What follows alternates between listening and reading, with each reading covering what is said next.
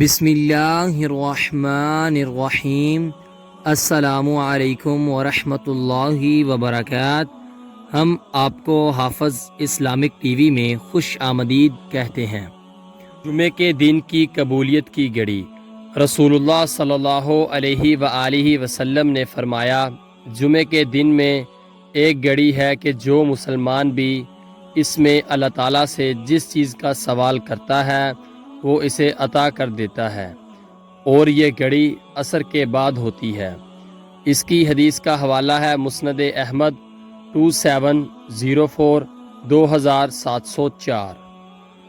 میں جمعے کے لیے جا رہا تھا کہ مجھے عبایہ بن رافیہ بن رافع ملے۔ انہوں نے کہا، خوش ہو جاؤ، تمہارے یہ قدم اللہ کے راستے میں ہیں۔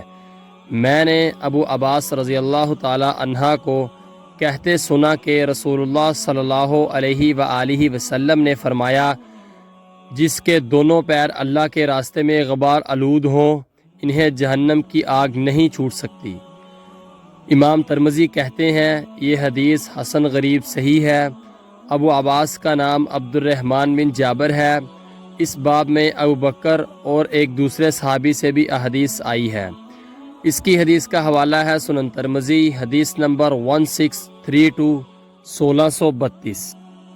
نبی کریم صلی اللہ علیہ وآلہ وسلم نے فرمایا، آباد رہے وہ شخص جس نے میری حدیث سنی اور آگے پہنچائی۔ آپ اپنے عزیزوں کو یہ ویڈیو لازمی شیئر کریں تاکہ وہ بھی ثواب حاصل کر سکیں۔ ملتے ہیں آپ سے اگلی ویڈیو میں، تب تک کے لیے اللہ حافظ۔